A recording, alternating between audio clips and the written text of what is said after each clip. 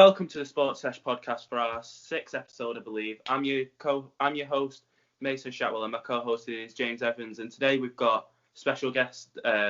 We've got a Britain's Got Talent comedian and finalist and an impressionist, Mr. Danny Posthill. Cheers for joining me, mate. Cheers, mate. It's a pleasure. First thing I'll ask is lockdown. We've been in it for a while now. How have you been keeping yourself entertained? Yeah, good. I mean, I've obviously been prostituting myself out online, doing as many videos as I can to make sure that I'm out there. If I'm honest with you, mate, I've been doing that many videos. I've got the comedy clap now, if I'm honest with you. But no, it's been fun. It's been fun. I was getting some new voices down, getting some new ideas down. I've got a podcast now, which is called MMA The Beginning, which is about the early days of MMA. I've had Ken Shamrock was on my first one, which you've seen, which was amazing. Like, he was just a gentleman. I don't know what it'd be like in a training session. Like, I wouldn't like to see that side of him, if I'm honest with you.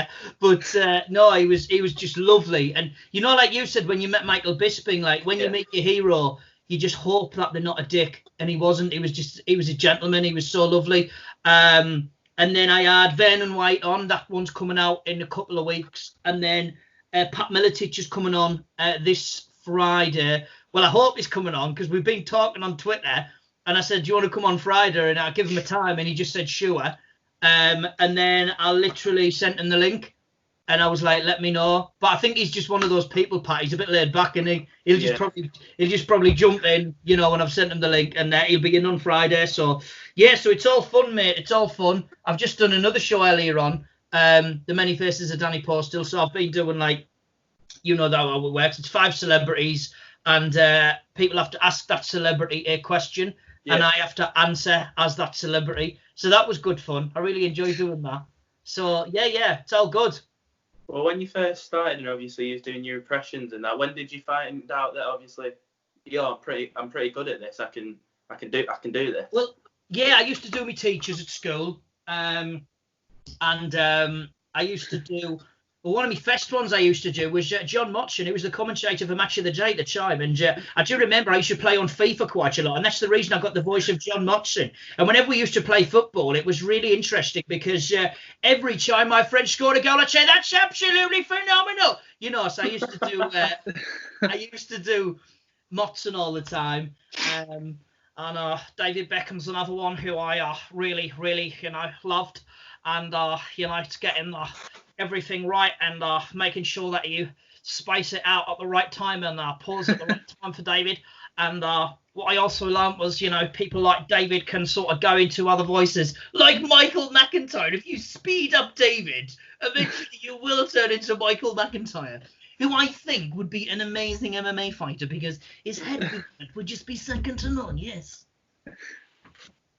So, yeah, they were the first ones I used to do. And Steve Irwin as well. Can you remember Steve Irwin, the crocodile hunter? Yeah. How old are you guys, by the way? Just so I know what voices to do, so I know who. I'm 18. I'm 20. 20. All right. So you'll probably know who Steve Irwin was. Yeah. I think he died when I was about 20. So I think everybody remembers Steve Irwin's death. But I remember I did an impression of him at a school talent show when I was 16. And basically just saying how crazy he was, He's like, see this snake, he's a little beauty. One bite from him and I'll be dead. But I'm going to pick him up because I'm a little psycho. I've got a couple of screws loose. Woohoo! Danger, danger, danger. He just used to love it, didn't he? Yeah. So he was one of the first ones that I used to do. And, and then obviously I stopped doing impressions for a while and I just wanted to really focus on stand-up. And then a friend of mine says to me, Dan, you should start doing impressions again because it's, it makes you stand out and be different from everybody. So I started doing impressions again. When was that? About 7-8 years ago. And then I started getting on the circuit doing that. But previous to that, I was doing like jobs on a cruise ship as a host and stuff like that, so that was fun. Yeah. And then, I just sort of got out and I think now when you do impressions, they just come out at you. Do you know what I mean? When you've got all these different characters that, and it's difficult as well because you've got to categorize people nowadays. I mean, obviously, you got people like Conor McGregor, who is a huge character in the UFC, and in MMA. And but obviously, I could do Conor McGregor to you know, a bunch of 60-year-olds in a hotel in Spain, and they wouldn't have a clue who he was. Do you know what I mean? Yeah. But then obviously you get people like Donald Trump, who is a huge character. You know, he's somebody who, I mean, most recently he was talking about his opponent, Sleepy Joe. He calls him Sleepy Joe, really dreadful, Sleepy Joe. You know, when I was speaking to Sleepy Joe a couple of weeks ago, I just wrote this joke actually before we came on air. You know, I was talking to Sleepy Joe and I said to him, you know, Joe, we need to settle our differences. Let me tell you a joke. And I told him a joke and he laughed. I thought, what I'm going to do is I'm going to tell him the joke again. So I told him the same joke again, and he laughed again. I told the joke 77 times to Joe, and he laughed 77 times, the same joke. He said, you know what, Donald, you should be a comedian, because it's amazing how you remembered all those jokes. That's how dreadful it is. Really, really dreadful. You know. So, yeah, I mean, Donald's obviously, you know, he's out there. And of course, Boris, it's very easy to write material as Boris, because what you genuinely have to do is, when you are about to say a sentence, think of a word that you cannot pronounce and stammer over it like this. Yes, duh. So... Yeah, they're the ones who are just sort of standing out at the minute, you know. So how did Britain's Got Talent come about then? Well, I was on the comedy circuit, and someone asked me. There was a comedian called Jeff White. Actually, I don't know why I'm doing his voice because I don't know who he is. But he's one of those people. You'll meet Jeff, and he just doesn't run out of things to say. Do you know what I mean? And he says to us, he said, Danny, he said, I've got a gig for you in Islington. He said, there's going to be producers there for Britain's Got Talent. Do you want to come and do it? So I was like, yeah. And he said, because you do impressions, you know, he said, it'll be amazing. So anyway, I'd done it, and the producers saw me. They really liked what I did, and they asked me to go on the show. I thought I was going to have to, you know, be in a queue, and I thought I was going to have to, you know, do all that stuff that you would see on the telly. But no, they got me straight in front of the judges. They rang me, actually. I was meant to do Manchester, and they called me up and they says, can you come and do Edinburgh? I says, yeah, but I live near to Manchester. I said, so... you know, it's easier for me. They were like, oh, no, don't worry. We're going to get you a flight from London to Edinburgh, and we're going to put you up in a hotel for the night. And I was like, oh, alarm bells. So they want me to go through, you know. But they do it for a few acts, actually. I do know an act who did get put up in a hotel and everything. They were an act from Belgium, actually. They were a duo. I can't remember what they were called. But they said that they didn't get through. So I suppose it's just something for them to put against the tax, you know. Get a bit of tax fiddling with their expenses, you know. And then I'd done the Fest audition, and they asked me to do loads of impressions. And what I'd done is I'd done just enough to get through, because then I thought, well, at the time I had a shorter repertoire voices then. So I thought, well, what I can do is I can save these other voices for the semi-final, which is what I did. And then obviously I'd done the semi-final, I got the final. It was very nerve-wracking because you've got producers trying to tell you what voices to do, what to do in your show. And I'm like, look, I know what I'm doing. They're like, yeah, but, you know, I know what my show is. And I'm like, yeah, but, you know, I'm not going to go on TV in front of 10 million people and do something that I'm not comfortable with, you know. Yeah. Yeah, no, it was fun. Stressful, I'd say, though. Stressful, because at the time I'd never really been on TV before, and then I was asked to go on Lorraine, but Lorraine wasn't on. Actually, the host was Dan Wootton. He's New Zealand, he's quite camp, and at the time I could not do his voice, but after the interview I just picked it straight up, you know. So he's actually one I've just realised is in my repertoire. You forget some of the people that you do, you know. So he was cool. And I went on This Morning as well with Philip Schofield and Amanda Holden. But it was really weird meeting Amanda on This Morning before I went and done my semi-final, because I'm sort of meeting the judge in person before I do it. But to be fair, Amanda was really nice. I couldn't have said a bad word about Amanda from my experience about her, you know. Was you ever nervous before any of your performances on Britain's Got Talent? Every single one. I remember before my first audition, I was like, we were waiting because you've got to do loads of filming before you do your first audition.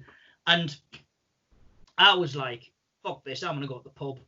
So I sneaked out, right? And I went to the pub. There was a pub next door. If you go to Edinburgh, the Festival Theatre, there's a little pub next door, and it's a lovely little boozer. And I went in, and there was this group of girls, and I walked in, I had my suit on, you know what I mean? And we just got chatting, and they were lovely. and I must have had about 5 port and brandies before I went into the audition. So I was like, I said, anyway, I've got to go, girls. They're like, why do you need to go? I was like, oh, because I'm on Britain's Got Talent. Oh, really? Well, we're going to watch that. We'll cheer you on. I was like, oh, brilliant, you know. So anyway, I went in, and my runner at the time, I won't mention his name for legal reasons. He was like, where have you been? I'm like, oh, I've been to the pub, chill out. Do you know what I mean? Like, I'm just laid back, mate. You know, he's a producer for ITV, and I'm telling him to chill out because I wanted to go to the pub. He's like, well, we were wanting to do some more filming with you. I'm like, you've had me for 2 hours. Do you know what I mean? Asking me loads of questions. And they were trying to be really personal with me as well. They were trying to ask me questions about me family, and, you know, like, just personal questions about my parents and stuff. I mean, how these people found out about it, I don't know. Where I was like, I'm not willing to discuss that. He was like, why? I said, well, because I'm here to do impressions. I'm not here to, you know, spill the beans on my life. I said, I'll do that the day I want to write an autobiography and make a hell of a lot of money from it. You know, I'm not going to do it, you know, when I'm on a show on ITV just for the sake of people like you, you know. And that was at the point where they thought I was being a little bit rude when I wasn't. But you've just got to stand up for yourself sometimes, you know. Well, I know James isn't going to be looking forward to this bit now. First impression I want us to try is the Conor McGregor one. Right, okay. I'll tell you what we'll do then. I'll give you a little tip of Conor McGregor. What you need to do is you need to get a phrase that he says. So think of a phrase that he says.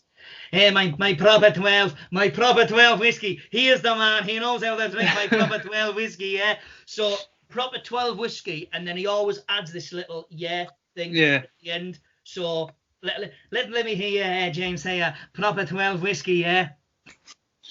Well, I've got one in my head. I'll do the really? Mayweather's one.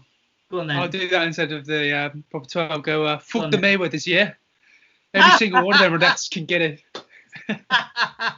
Proper 12 orange whiskey, yeah. Do you know what I love, right? He's got the Conor look because he's got the beard and he's got the locks, you know what I mean?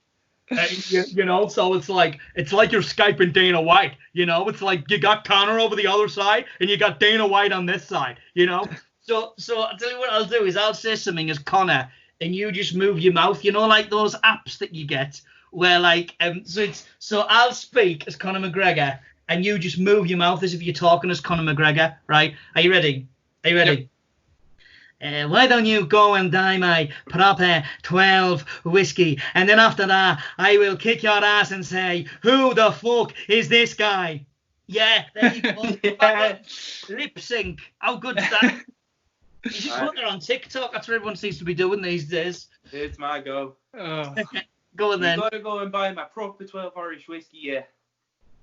There you go. He put the bit at the end, which I thought was great. So, well done, lads. Marvellous stuff. Well, I've got a bit of a... We'll drag it out. Before we move on, sorry, Mason, before we move on, I've actually never tried that proper 12 whiskey. No, neither. It's all right, but I'm not the biggest whiskey fan, so I can't give too much of an opinion on it. To be fair, when I was 18, I wasn't really a whiskey. I didn't really know what my tipple was. Yeah. I think sort of you discover an aren't you when you're 18, what your proper tipple is. I mean, I'll have a whiskey like I was in New York actually, and I remember when I was in New York that whiskey had first come out, and anyway, I said, oh, have you got any proper 12 whiskey? And there was this guy, and he was at the bar as well. He was like, I just asked for that. Why don't they sell proper 12 whiskey? You know, Conor's our man. I said, Conor's definitely our man, yeah. So I was just doing Conor McGregor impressions all day to this other Irish guy. Oh, and we got pissed, but it was on, God, what were we drinking? We were drinking Black Label whiskey, so unfortunately we couldn't have the proper 12, you know.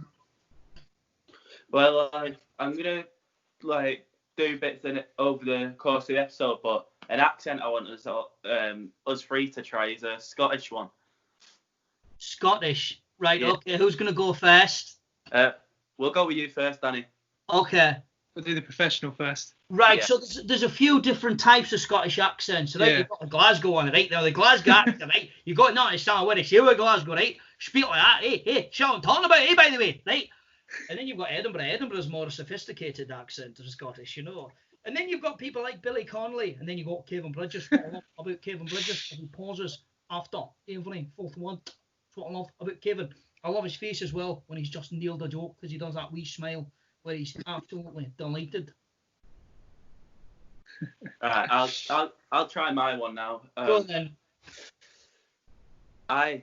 If you see us Scottish people, we love everyone, but don't fucking sack. Don't copy us or we'll sack you. God's sake. Brilliant.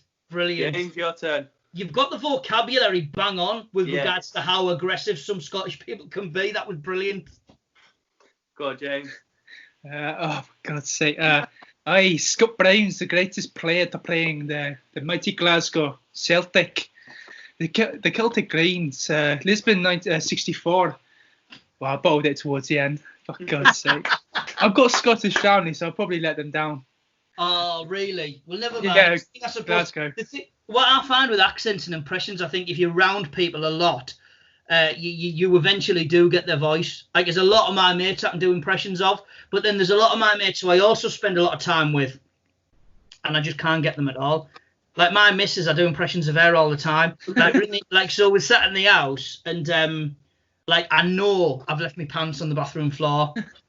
So I'll tell myself off as me doing an impression of her. You know what I mean? She's from Essex, my missus, right?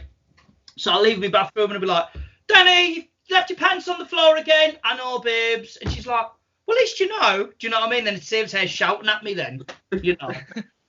Well, I know you're doing your podcast like you were saying, and you told us, well, we know that you had Ken Shamrock on. Tell us about that, speaking to someone that's such a legend of the sport. What was that like? I was so nervous speaking to him. Right, I tell you what happened was, so he followed me on Twitter. This was like a few years ago, and I was delighted. I was like, oh my God, like, I was surprised why he would follow me, because I don't particularly do many American people. I do a lot of English, I do a lot of people from the UK, you know, so I'm thinking, I'm quite surprised that he's you know, followed me. But I had the blue tick, so he must have thought, oh, he's got a blue tick, so he followed me back. So anyway, I sent him a tweet saying, thank you so much, Ken. Anyway, previous to that, I was going out to New York, and I said, Ken, if you're ever in New York, I'd love to meet up with you, because, like, you're one of my heroes. If you're ever training there, I'd love to train with you, which it would probably be a huge mistake, if I'm honest with you, because he'd fucking throw me all over. Yeah. And then, anyway, nothing come of it. I asked him if he was going to do any seminars in the UK, which he wasn't. And then we were in Vegas, and I says to Amy, I says, can you just pretend to, like, hack into my Twitter and say that, like, you bought, like, for my birthday, you would pay him for, like, just for me to meet him. I said, because, like, I'm such a huge fan. Anyway, he didn't get back to me, and I was a bit gutted. But then I thought, well, hang on, he's a busy man. He's got a lot on his plate. You know what I mean? He does what he does. And then he messaged me back, and he says, oh, I'm so sorry, you know, I live in Reno, which is, you know, 6 hours from Vegas. Are you doing any shows in Reno? And I was like, oh, he knows what I do. I was a bit delighted about that. Anyway, skipping forward, I was a bit drunk one night, and I thought, I love MMA. I'm not doing, like, I don't really get involved in it anymore. I go training maybe once every other month, but then I have a roll with the lads and stuff. Because I've got, like, a silver medal in the British Championships for BJJ. Right. And I got, like, what was it I did? A Northeast kickboxing tournament I won. Yeah. Semi-continuous. It wasn't full contact. And I'm a black belt in judo. So I thought, well, you know, I get involved in that side of things, and I train occasionally, but I'd love to do something where, like, I talk about it, and you know, where there's an audience who will actually listen to me talk about something that I love. So I thought to myself, right, I got an idea. Why don't I do a podcast about the early UFCs, the early MMA, because that's what I watch more than anything, really. I mean, I love MMA now, but the earlier days of MMA for me, I think, was just much more entertaining. I mean, God, you watch Pride and you'd see the likes of Bob Sapp. What does Joe Rogan say? 300 pounds with fucking abs. I'm like, you know what I mean? So when you say someone's 300 pounds with abs, you're just like, fuck. So anyway, you'd see him versus Nagara. You'd see Hoist Gracie versus Akabono. I mean, UFC 3, you had Keith Hackney against Emmanuel Yarbrough. I thought, why don't I do a podcast about that? Anyway, I messaged Ken when I was drunk saying, hi, Ken, hope you well. I want to do this podcast, blah, blah, blah, blah. he messaged me straight back. Absolutely, let's do it. I'm like, oh my God, he's agreed to it. Anyway, time had passed, and I says, I see he's still up for doing the podcast. He messaged me back saying, he says, I'm on it. He said, I'm just a bit busy at the minute. I was like, right, okay. A few days later, he said, can you message my manager, Jeremy, because he deals with all my diary and everything. Yeah. Spoke to Jeremy. Jeremy didn't get back to me, but he spoke to me on the phone, and then he says, I'll send you a text with Ken's dates, and then we can work from there. I was like, right, okay, because he's still busy at the minute. I mean, he's doing Impact Wrestling at the minute.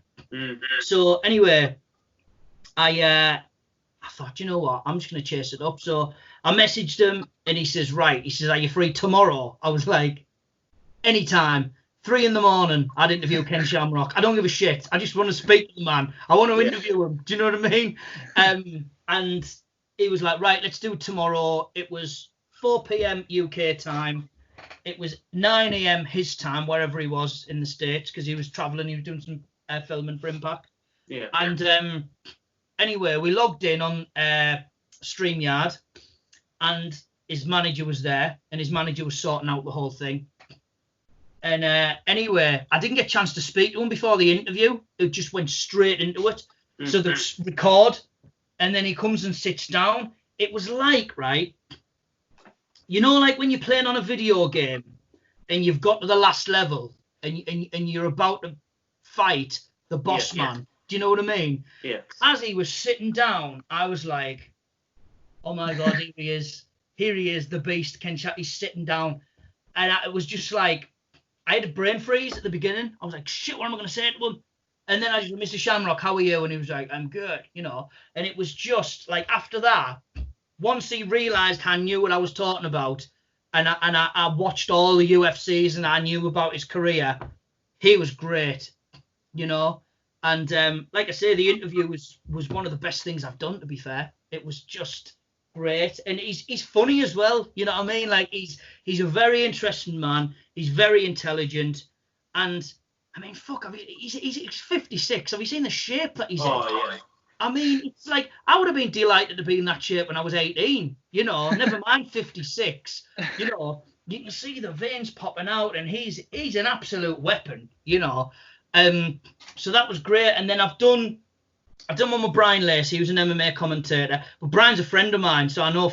So I said, Brian, can you come and do the second episode, because he's got contacts for Frank Mir and a few other people. And then I interviewed my MMA coach, John Dawson, because I feel like he's a great guy, and he's done a lot for me over the years, and I want everyone to know who he is, because he's brought a lot back into society. I mean, there's lads that's trained at his gym who could have ended up going down a road where they'd be taking drugs, where they could have ended up losing everything. But John trained them and they got into MMA, and it stopped them from doing that, you know. So John's a legend, in my opinion. And then I've just interviewed Vernon White. Vernon was great. I said to Vernon, I said, I'd love to train with Ken. Is that a good idea? He says, well, he said, if you do go train with him, and he says, Ken says to you, put a head guard on, just say no. He says, probably the wisest thing he could say. He said, because he'd probably just beat you up for half an hour. He said, he doesn't mean to do it in a bad way. He said, but he'll probably just say, if you want to come and train with me, you got to do it the hard way, you know. Fuck it, I'd get beat up from Ken Shamrock just so I can tell everyone. There's nothing to be ashamed of, is it really? You know. Absolutely not. So that's how that came about, and hopefully Pat Miletich will be on Friday, and hopefully it'll go from strength to strength, just like yours, mate. You know. Yeah. So we've had a couple of guests on. We had a Barrow footballer last night, Josh Cave, which they're out now. That went decent, and we also had the BBC's Guy Mowbray on Monday, I believe. That one was a great one.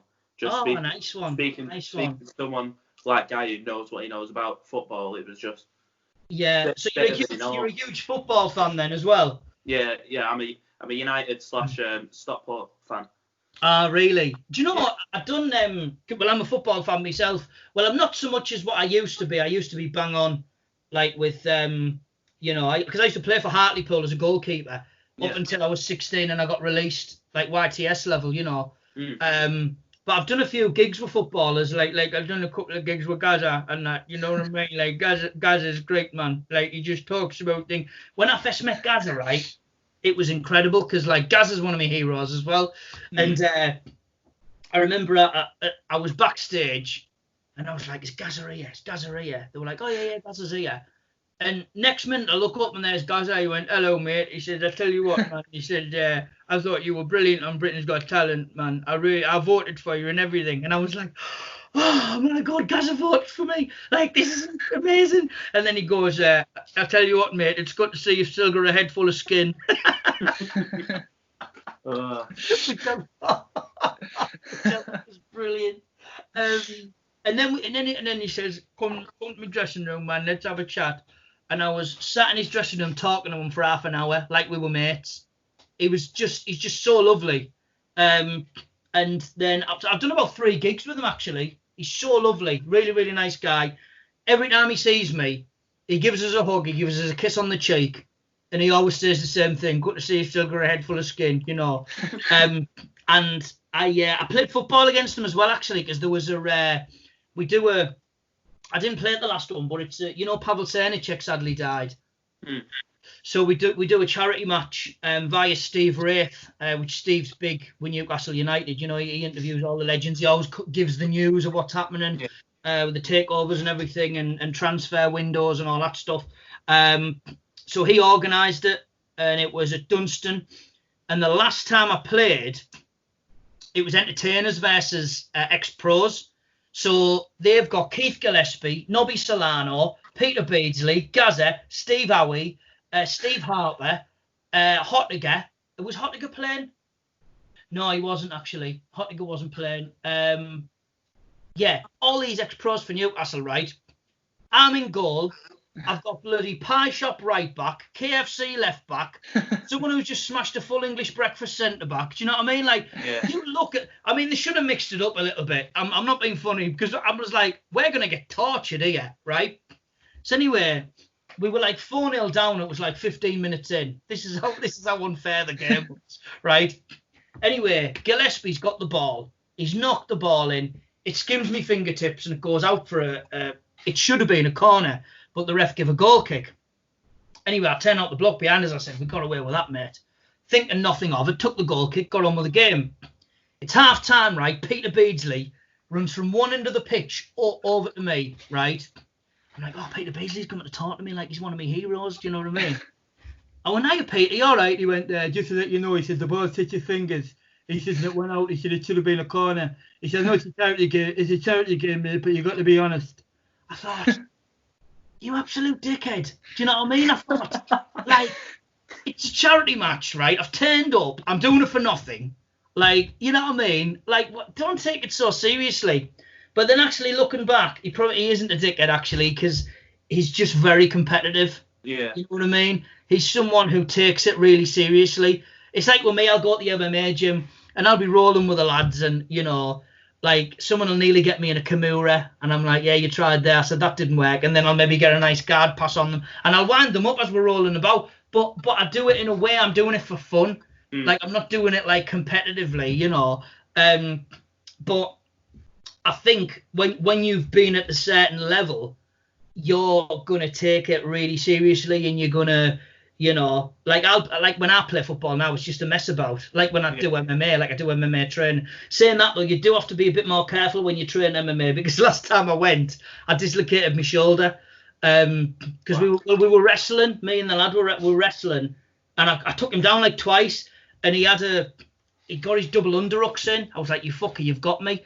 So I went to put all my weight on him, and he turned. And as he turned to, like, you know that move Tito Ortiz done to Evan Tanner years ago at UFC, and he just slammed him, and he was out. And I was like, "He's going to get me with that, the bastard." So what I done is as he turned, I sort of tried to stop myself, and I put my elbow into the mat, and my shoulder just went pop, and I just heard it go. I was like, "Oh, for fuck's." Anyway, I ended up no one could pop it back in for me. So I had to go to the hospital, like holding my arm on with this arm. Like my arm was like literally hanging on by skin and, skin, tendons and muscle.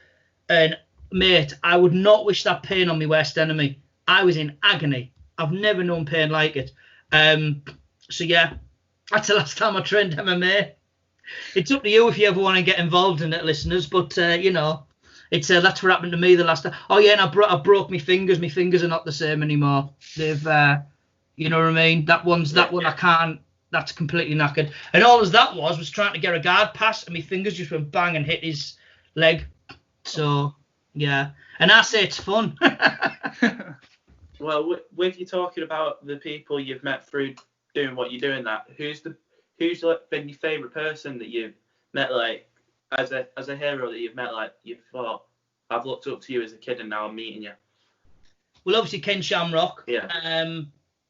Oh, Billy Connolly was great. I loved him. He was a really, really nice man. What it was, he was playing at the Hammersmith Apollo. My missus got me tickets to go and see him, and she couldn't come. So Bobby Davro come along. Bobby Davro was a famous comedian in the 80s and the 90s, you know. Anyway, watched the show. It was a masterclass in stand-up. And Bobby Davro goes to me, come on, we're going to go and meet Billy Connolly. I went, how do you know Billy? He went, you see. So we got back, and we get backstage, and there is Billy, like the shrine of comedy, stood there. And you know, when you're like, oh my God, it's him. Like, I'm actually meeting Billy Connolly. And he goes, he does the point like that. He goes, Bobby Davro, the bravest man I know. I was like, fuck, what's Bobby done that's brave? He went, the only man who was sat next to Salman Rushdie in a restaurant and is still alive right now. Salman Rushdie wrote this book years ago, and a lot of Muslims hated him. But Bobby didn't have a clue. And Bobby was just like, oh, what do you do, mate? You write books, great. I mean, this man was hated to the point where you would think there would have been a drive-by shooting. Do you know what I mean? And Bobby just sat next to him thinking nothing of it, you know. And then he says, he went, by the way, Billy, this is my good friend Danny Posthill. He's a great impressionist. And Billy looks at me and he says, do you know, that's something I've always wanted to be able to do. And I was like, oh my God, that's amazing. And he was just so lovely. You know, he was just a really, really nice man. And I'm glad I met him, because he was just like, the only person, one of my heroes I say I've met, and I wasn't particularly keen on the experience, was Peter Beardsley. But like I say, that was in a competitive environment, so you can't really say that he was a bad person. Do you know what I mean? You know, and I hate talking bad about people because it's not what I do. But yeah, that was probably I met Alistair McGowan. He's one of my heroes. And Alistair actually said that what he loved about me was I don't just do the voice, I turn into the person, I do the mannerisms and I do everything. And he said he's never really thought of doing that when he does stand up. He said because it's something that he just wants to get the line out there, he just wants to get the gag. And you know, and I thought that was really nice of him. Obviously Bobby Davro. One person I've never met and I'd love to meet him is Lee Evans.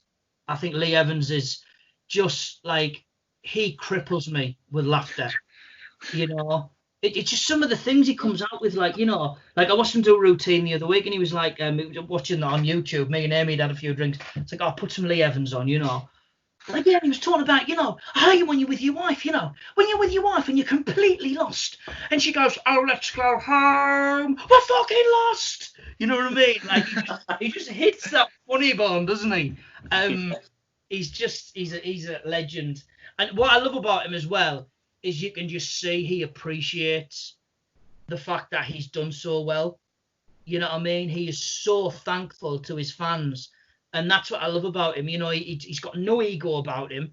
He's just happy. He's just delighted that he's done so well. And I think that's really nice. You know. So there we go.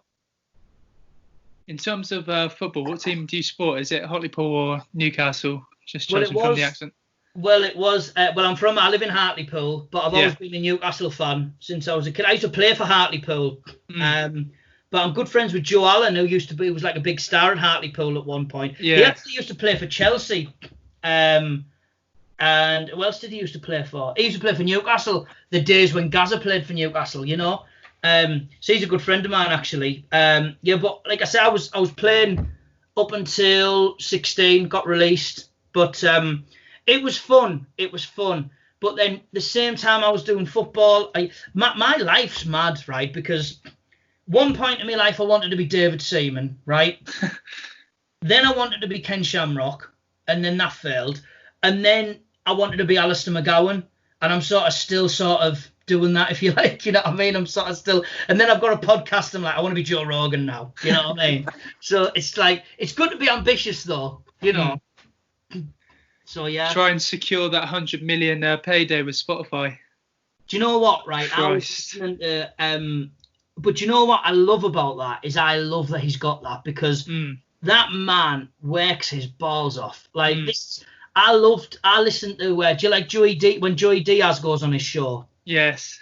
Joey Diaz is just so funny, isn't he? Let me tell you the story, Joe Rogan. He always calls him by his full name. Have you noticed that? Let me tell you the story, Joe Rogan.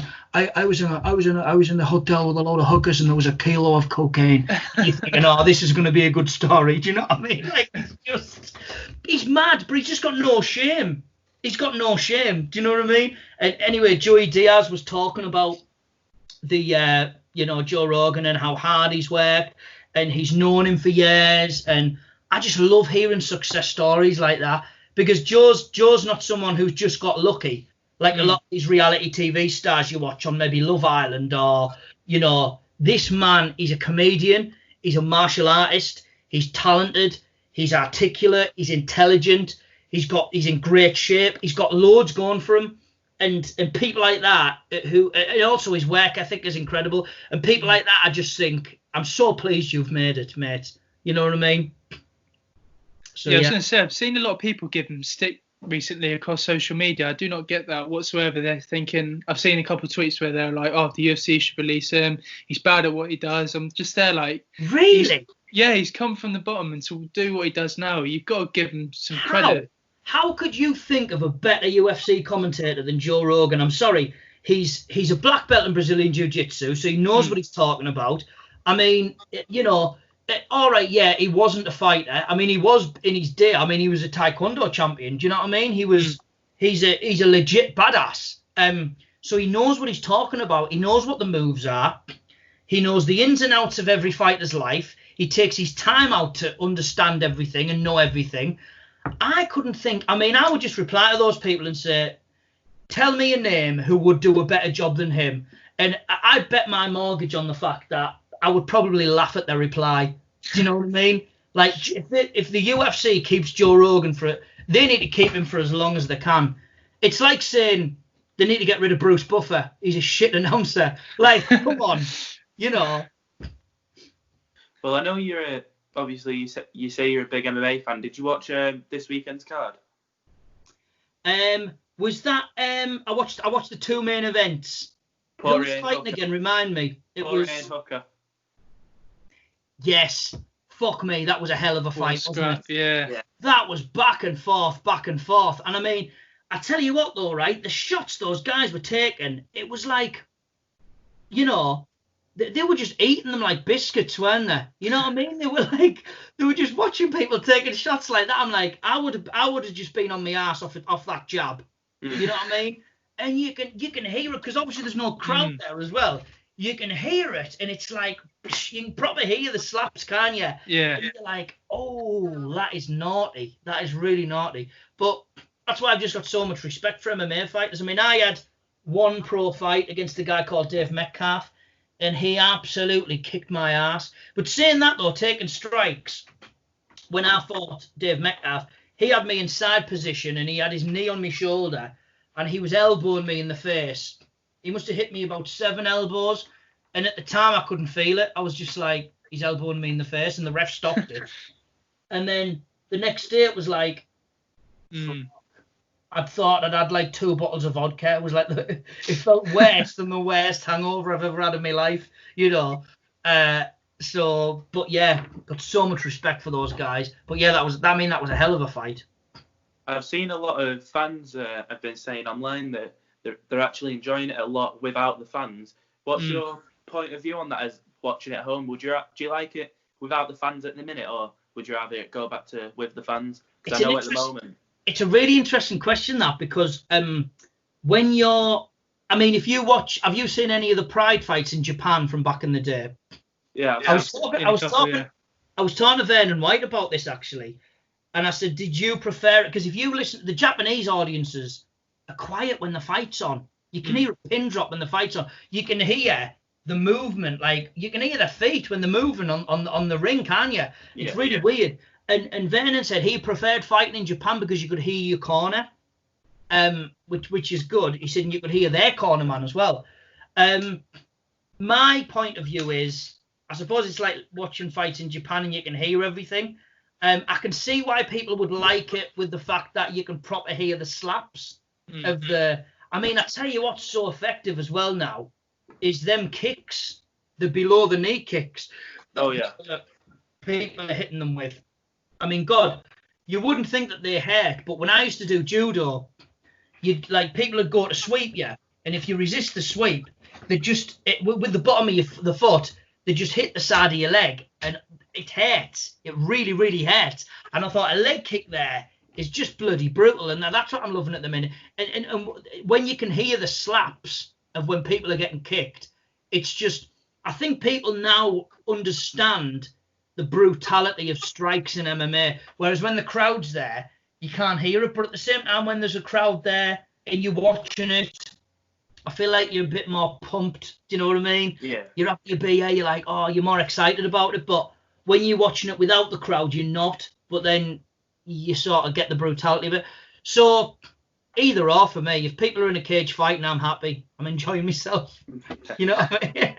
Well, we've got a big card coming up in a matter of days now, UFC 251, the first event at Fight Island. I say now we go through a prediction for the main card, if that's all right with you. Yeah, go on then. Tell us. You'd have to remind me of the fights are, because to be honest, when I'm watching MMA now, I mean, back in the day, it used to be like once a month or once every other month. Now it's every week, and I'm going shit with these guys. Sometimes fighting, you know. Yeah. Well, first off, to kick off the main card, we've got Paige Van Zandt against Rebus. Who are you going to go for that one? Paige Van Zandt against who? Rebus. What was Paige Van Zandt's last couple of records? I mean, the thing is with Paige Van Zandt, I think the only sort of thing me and my mates have discussed about her, or my mates messaged me saying that she's a very attractive girl. You know what I mean? So I mean, no disrespect to her because she kicked my ass, but yeah, let's go with Paige Van Zandt. Well, then after that, we've got a rematch between Jessica Andrade and Rose Namajunas. Rose Namajunas. I'm going to go with Rose. Her striking's amazing. But she's well-rounded, isn't she? Do you know what I mean? Can't go wrong with Thug Rose. Then, who's next? We've got Peter Yan and Jose Aldo for the bantamweight title. That's a tough one. Jose Aldo, yeah. Do you know what? What I love about Jose Aldo is he's still dynamite with his strikes, and you could just finish a fight at any time. So I'm going to go with Jose Aldo on that one. Then next, we got it's the featherweight title, Alex Volkanovski and Max Holloway rematch. Oh, Max Holloway is a tough dude, isn't he? Like, he's got a chin on him, and you're just like, oh. Do you know what? I'm going to go with Max, because what I find with him is he always manages to rise to the challenge, doesn't he? Oh, yeah. And then main event, Kamaru Usman and Gilbert Burns for the welterweight title. Usman. I don't think anyone can touch him at the minute. I just think he's so powerful. He's got amazing wrestling. His strikes are just like, you know, even if he didn't know how to grapple and I was a well-rounded grappler, and I was going in to fight him, I'd still be shitting myself because his strikes are just that powerful, you know. Yeah. I'm going to go with Usman on that one. Yeah, I was going to say, you look at his last fight, and everyone was talking about how his wrestling second to none. So obviously, he spent most of the fight with Woodley on the mat, and obviously Covington, he's for the majority of his career, he's beaten up most of the guys, and he's got a bit of a good chin on him. And you just saw Usman manage to test that a couple of times, and then knocking him out in the 5th round, I believe. So he has got a powerful strike on him. Yeah. He's the thing is as well with Covington, I think everyone wanted him to get his arse beat, didn't he? Because he was just being a dickhead to everybody. I mean, listen, I love trash talk because obviously I love Conor McGregor because he sells fights. But there's a line, I think, with trash talking and being personal. He was being very personal with his opponent. And, I mean, what did he say about Matt Hughes, which was awful? He said about Matt Hughes. Train. Yeah, and Matt Hughes is a legend. I mean, that man is, you know, one of the greatest welterweights of all time, you know. And to say that about someone, I'm a very forgiving person. But I think when you say something like that about someone like that, it's just, listen, he might not mean it. He might have just said it just for attention, but you just don't do that. You just don't. It's like when Conor had a go. He got personal with Khabib, and I'm like, you just don't say that. You know, it's just not right. It's a sport. I get that you're gonna have a go at each other. But don't bring the families into it, man. That's just bad taste, you know. Yeah, so. There comes a line when with trash talking, it comes too far. Like chat about each other, but then when you bring in like people's families into it, that's just when it goes a step too far. And like yourself, I'm a huge fan of Conor, but when it was going personal with Khabib, that was a step too far for Conor. Yeah, and when he was drinking in that press conference and he looked absolutely arsehole, didn't he? It was actually quite funny to watch. Like, I'm going, have a drink of my proper 12 whiskey. I do not drink, Conor, I do not drink. You know what I mean? It was, I mean, them bits were funny, but they started bringing up, oh my God, he was bringing up terrorism and stuff, wasn't he? Yeah. And I'm going, fuck hell. Like, have you been having a conversation with Donald Trump or something? Hey, Donald, I'm about to fight Khabib, but about to do the press conference, yeah. What shall I say politically to piss him off? You know, I really would call him a terrorist, you know, because he's a Muslim. So, you know, I think that'd be a great idea, kind of, you know. It would just be like, what the fuck? I'll go to another accent now. Scouse. How's your Scouse accent? My Scouse, it all depends really what I'm going to sound like, because obviously you got the generic Scouse accent, and sometimes I forget how Darren Till sounds, but I do a generic Scouse accent when I do Darren Till, who sounds really confident, you know, and then you got John Bishop, who's like not a Scouser, but he is a Scouse in the end. What I found with John Bishop is the way he sees his teeth and the way Daddy sees his teeth. Do you know what I mean? But yeah, that's my Scouse accent. That's like, you know, Jimmy Carr done a good one with the dialect thing. And I know someone who wrote that joke from as well, actually. She's called Christine Rose. What did he say? I'm going to go to the shop for a can of Coke. Like, it's a bit, you know, that's the beauty of a Scouse accent. I think the highlight of my Scouse accent is fried chicken and a can of Coke. Fried chicken and a can of Coke. Yeah, that's the one Jimmy Carr says. Yeah. Brilliant. I think that's the highlight of my Scouse accent. But while you mentioned Darren Till as well, I know he's got a fight coming up at Fight Island on the 25th, I think. Rob Whittaker and Darren Till. Who have you got for that one? Whittaker's what happened with Whittaker? Because he was gonna stop, wasn't he, for a bit? Because Dana White said something, you know, that they've been talking and he wasn't gonna, whether he was gonna fight again, I don't know. But he give up. He sort of, you know, give up for a bit. Was it a personal? I think it was his child wasn't very well. I'm not sure if it's right, but I'm sure I read somewhere that he was doing a bone marrow transplant, I think. Right. What a guy, though. What a guy. Yeah. It's a shame because I love both of those guys. I do think Whittaker's going to win.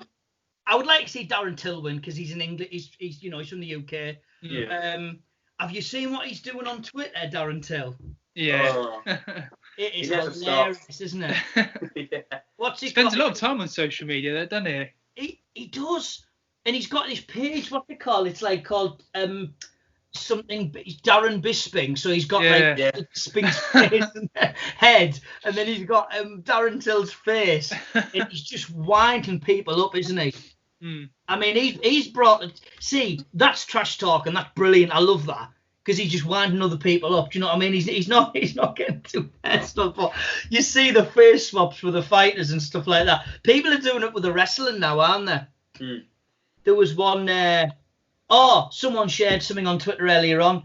It was Big John McCarthy with Brock Lesnar's body. And it was like, give us your quotes, and I just thought Big John Lesnar. Do you know what I mean? That would be a good one. Or Brock McCarthy, you know. But there was a good one. I sent it to me mate actually. I've got it on my phone. Bear with me. It's which one is it? Oh, it was so funny. What's it called? I sent it to me mate, my best mate Mickey. When is it at? I was pissing myself. Diamond Dallas Page. Oh, where's my camera? There you go. Diamond Dallas Page. Which I'm not really, shit like that just makes me laugh when people like cross over other people's bodies with their heads and all that stuff. You know, that really made me laugh. But yeah, that Darren Till thing's, it's class. It's really, really funny. Well, that, like you say, you think Rob will win. That's the. I think the same with me and James. The heart says Darren, but the head's leaning towards Rob. That's it. I mean, what I love about Darren Till is his heart. He's just not scared of anything, is he? Do you know what I mean? And he's with regards to ability, I just think Robert Whittaker's he's got a better ability than Darren. But if he's had some time off, he's you don't know what he's been up to. So you just don't know what's happening behind the scenes, do you really? I'd like to see Darren win, though. I would like to see Darren win. Yeah, like you said, it all depends on sort of what Robert Whittaker comes to show, really. I mean, on his day, he's one of the best middleweights on the planet, really, and he's shown that over the years. He beat Romero twice. I know, albeit the second one was a bit controversial, but it's still 2 wins over Romero, and obviously that time off might have affected him, and that could play into Darren's hands in this upcoming fight. Like, what mental Whittaker, is he in the mental state? Is he good? Is he still in shape? What Whittaker's coming up? And also, was Darren Till, when he was hitting pads and when he was meant to be training, thinking how he can do his next Twitter post to make it hilarious? So like, he's probably thinking about comedy when he's hitting pads. You know what I mean? So that could be a factor with Darren Till. The thing I do admire about Darren is during the build up to the Gastelum fight and after, there was a lot of videos on YouTube of him where he was going on about how after the Masvidal fight his state of mind wasn't in a great place, and then after the leading up to the Gastelum fight, he said he was like getting so nervous for the fight, and when he was about to walk out, he didn't really want to walk out. He didn't want to walk out.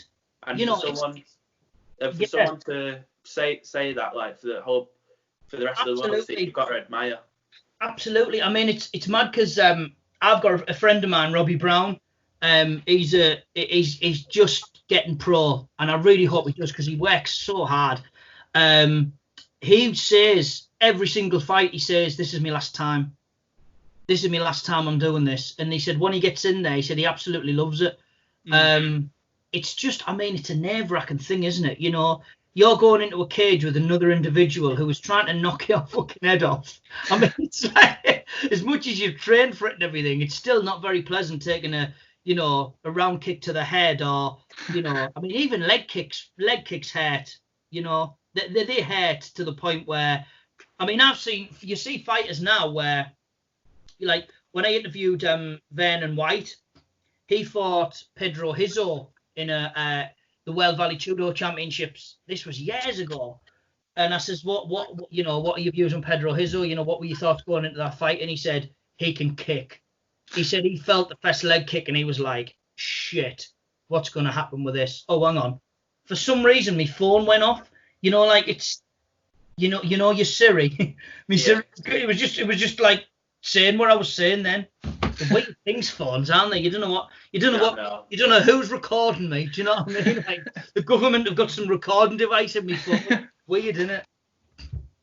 I think the main reason I'd like to see Darren win is because I think his ambition with the UFC is obviously to become champion, but he wants that fight at Anfield. I know he fought in Liverpool at, I can't remember which arena, but he wants to fight at Anfield, and if he loses against Rob, it's it's going to be another setback to getting that big fight at Anfield for him. Yeah. So I do wish that hope happened. I hope they clean the mess up if he fights at Anfield. Do you know what I mean? Did you see what happened last time? Yeah, Oh, no. after the Liverpool won the league. I get the fact that you know they're excited for winning the league and this, that, and the other. But take your shit with you. Do you know what I mean? Like, It's just like all on the beach as well. Yeah, it's just like all the people at the beach. oh, I know. It's like, you know, stay home, stay safe. Do not, schools are closed. However, go to the beach. I'm like, what? Come on, Boris. You know what I mean? Like, I tell you what, though, right? As much as people criticise Boris Johnson, and people actually like him as well, I would not want to be in his position right now. Right. You're in a no-win situation, aren't you? As much as any world leader is. Do you know what I mean? Because the media are going to attack you, whatever you do, you know? I mean, he could have just let things go, kept the economy running, and more people would have died. Or he could have closed everything off and then the economy's fucked. So you're just like, what do you do? I would hate to have been in that position. And also, he nearly bloody died. Do you remember as well? Like, you couldn't write it, could you? People are forgetting that it was only, 2 months ago, if that, he was on his deathbed at one point. He was. And then he was doing press-ups online, and people were like, oh, he's doing press-ups wrong. I'm going, fucking come on. You know what I mean? He was nearly dead, like, 2 months ago, and then you're criticising him because he can't do a fucking press-up right. It's just, I swear down, people on Twitter are absolute dickheads. I've said this to Ken Shamrock. I see the shit he gets off people, and I'm going, like, there was one. It was a lovely photo. There was him reading a book to his grandkid, and someone wrote what you can actually read. I was like, oh, God. Put yourself face to face with Ken Shamrock and fucking say to him then. Do you know what I mean? Because I would video of you screaming your fucking head off when he gets you in an ankle lock. You know. It's Chris. Some people they've just got no filter. They've got no respect. It winds me up. Have you encountered many of them yourself online? Oh, loads. I done an impression of Diane Abbott recently. I got called a racist. And I says what? I said, so basically what I said was that she was she has been an MP for 330 years. Sorry, 300. She's been an MP for a long time, right? I took the piss out of that, right? Because she gets her numbers wrong, right? So what is there not to take the piss out of on that particular thing? And then someone will go, oh, do Priti Patel. So then I've done a sketch of Priti Patel with Diane Abbott. It's Priti Patel. She was calling up Diane Abbott and getting her numbers wrong, saying, what should I do? And Diane Abbott was advising her to go on LBC with Nick Ferrari and get him to ask her how many police officers they will need. You know, when she done that whole thing on LBC, right? I took the piss out of her, and people from the far left, you're a racist. So I replied, I says, what, so I'm a racist then? I says, why? Because you're basically saying that black people are thick. I says, no, I'm not. I says, you know, you can think what you like about Diane Abbott when I do an impression of her. Firstly, I don't say she's thick. I do an impersonation about that, and I take the piss out of the fact that she's got her numbers wrong, right? Secondly, I said, so you're saying that I shouldn't do impressions of people who have a different colour than me, who are a different colour than me? She said, yeah. I said, well, you're the racist then. I said, but if you're telling me that I shouldn't include people, I said, we're a multicultural society. Do you know what I mean? Like, these people, you can just tie them in knots, but the problem is they see one come at you and then the others come at you. It's like they're a team of people, but then you look at their profile and you see they haven't got a picture, so they're hiding behind something. Do you know what I mean? And there's times I've got really, really wound up with people. Like me and Amy, when we were in Gran Canaria once, and I'd done a daft video, and everyone was saying how good it was on Facebook, and then this guy said, is it me, or do all of these sound the same? And I just replied to him, I said, it's just you, mate, turn your hearing aid up. But then he replied with me, I have, and it still hasn't worked. So what they do is they don't stop. And me and Amy were out having a nice night in Gran Canaria. It was a beautiful day. And then I'm replying to this guy, and Amy's just going, Dan, put your phone down. Why? I ain't giving him the time of day. And then on the plus side of that, I heard Stephen Fry say something, and he says, if someone's trolling you, you know that you're doing well, because they want a bit of limelight on your platform. So but a lot of the time now I just ignore them, you know. So is that how you say you just deal with them, just ignore and block? Probably, yeah. Unless even if you've got a witty reply to retweet, you know. It's funny because there's a comedian I know, Lenny Sherman. He's a brilliant gag writer, and he says to me, just ignore them, Dan. And Lenny, I mean, he's fucking 6'8" or something. He's an handy lad. Do you know what I mean? I thought, if anyone would want to troll you, mate, they'd be stupid, you know. And he just said he's had stuff. I mean, I had one before when I'd done an impression of Diana, but someone says, you need to check this guy's hard drive. I'm like, whoa, that's like proper slanderous. You know what I mean? Like, I really got pissed off with that. But the thing is, they think that it's a joke when it's not actually what they're saying. It's just like, it's pretty dangerous, some of the things that people say on there, you know, and you just go, I mean, I don't know how these people live, really, because if your intentions and your kick is trolling someone and trying to ruin their career, then you've clearly got issues yourself, you know what I mean? And I don't mean just issues, I mean like really bad issues, to the point where, you know what I mean, you've got to be like crazy. You've got to have, you know, I mean, I have replied to people before, trolls, and I've just said, and I've replied with just like the mental health website, give them a ring, you know what I mean? Like, but then someone could have mental health, and then they're like, well, I'm offended by that. You're like, oh, for fuck's sake, doesn't stop, does it? You know. You can't win these days. No, you can't. No, absolutely not. So. But that's the thing. A lot of them just hop on the bandwagon, and then obviously, like you said, the majority of them hide behind like an image they find online. The majority of them wouldn't have the bollocks to say it to your face and all that. So it's just a bit of a piss take. Actually, I thought of this because I've been watching a lot of Netflix recently, and I've been watching a thing. Have you seen The Sinner? No. It's a really, really good series. It's quite gruesome, actually, some of the murders that take place on it. And I just thought, like, of writing a series on Netflix called Trolls. And basically, this guy's a bit of a mental case. Like, he's famous, but he's a bit mental. And people troll him, and, like, he tracks them down and beats them up. But then he does it with a mask on or something like that. Do you know what I mean? Like, I think that'd be, like, a really good show. Not that I would ever do that to anyone. Do you know what I mean? But I just think it would be, because I think it's so relevant, and I think people would watch it and go, oh, my God, imagine if that did happen, you know.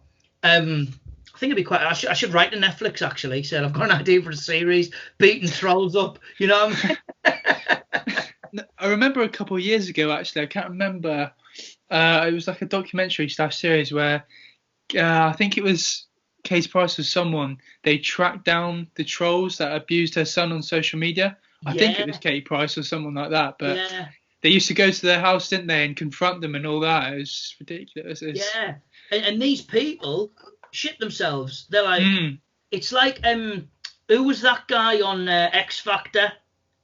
Oh, God. I was meant to do a gig with him this year, actually, but it's obviously got cancelled. He always says me now on X Factor.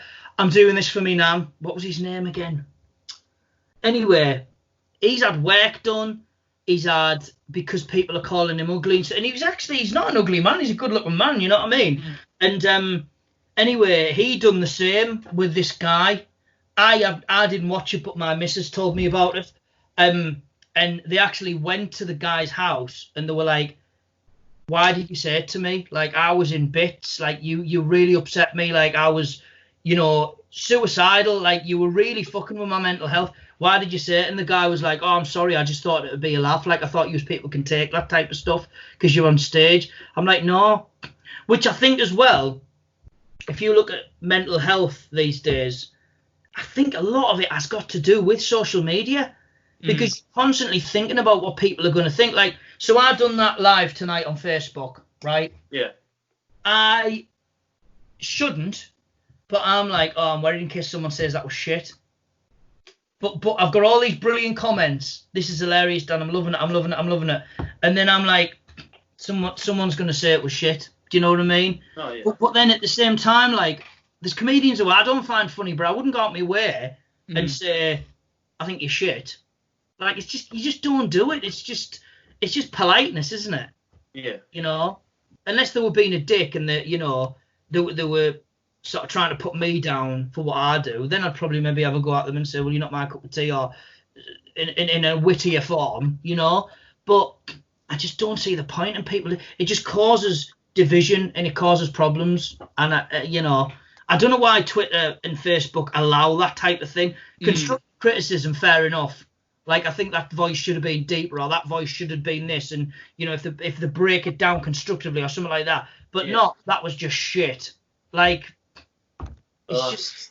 I can't remember who it was, but it might have been an MMA fighter. But I seen they said recently that they've had criticism before from like blocking the trolls online. But their point was, if it was me or James and we blocked him, it'd be fine. But if it's someone in the public eye and they block someone because they've given a bit of shit over Twitter, it's not all right apparently. But why should people in the public eye have to deal with that?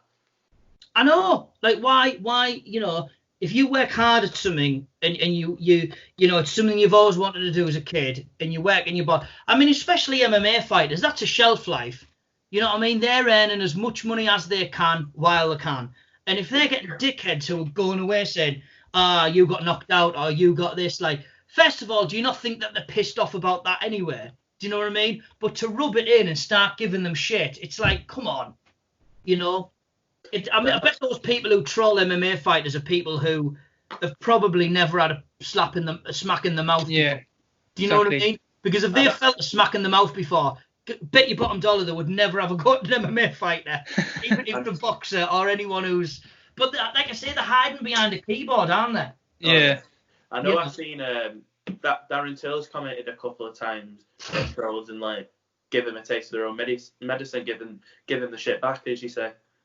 I'd love it if someone like, I mean, I see Ken getting trolled, like I say, and it's just, why the fuck would you, you know, try and piss off someone who's an absolute weapon? You know what I mean? Like, I'd love it if a UFC fighter just, like, say someone like, I don't know, like Francis Ngannou.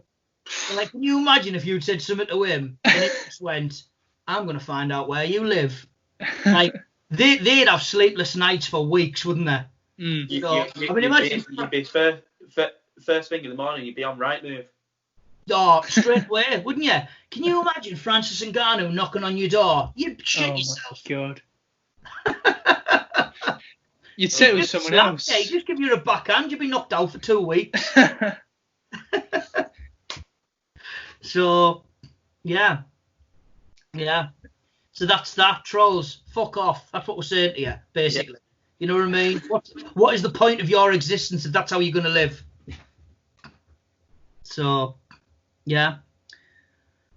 So no, honestly, the majority of them just get on your nerves, but the celebrities, and obviously you, tend to get it a lot more often than, say, we do.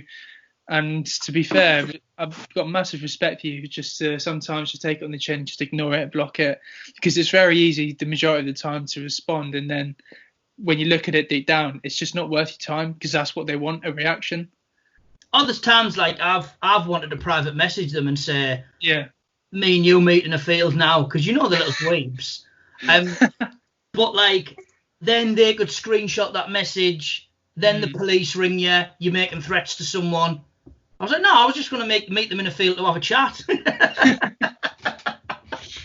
But I just think, and also it's like, it's bullying as well. I can't stand bullies. I mean, you see kids now are hanging themselves because they're getting trolled on Facebook and Twitter. Like, you know, 11, 12-year-old, I mean, 8-year-olds. Why do you let your 8-year-old go on social media?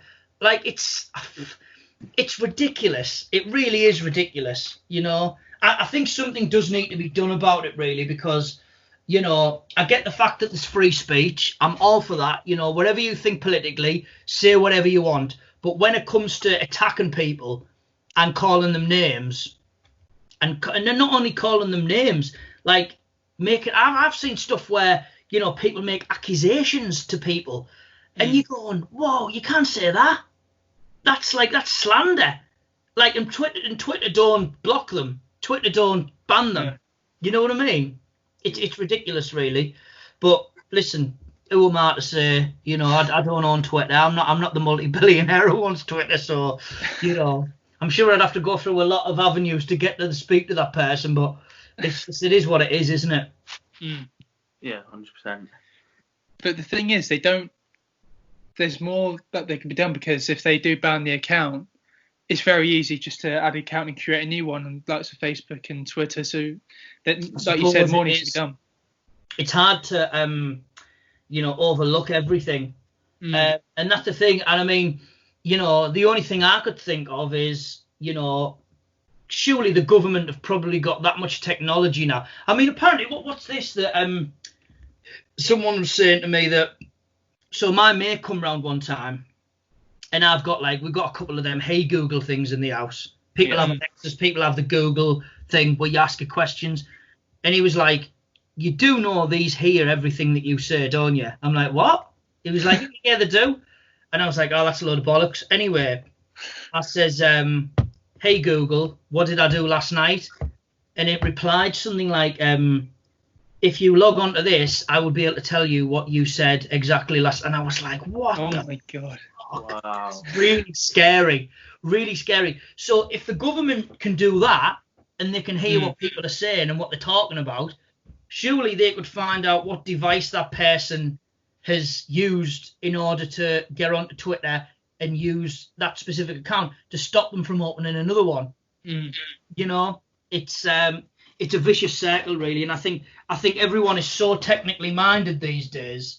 You know, you just can't really win. So, yeah.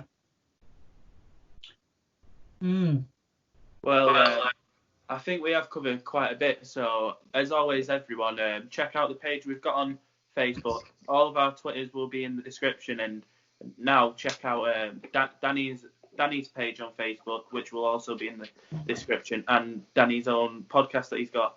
Are we able to get a sign out of the show from one of your impressions?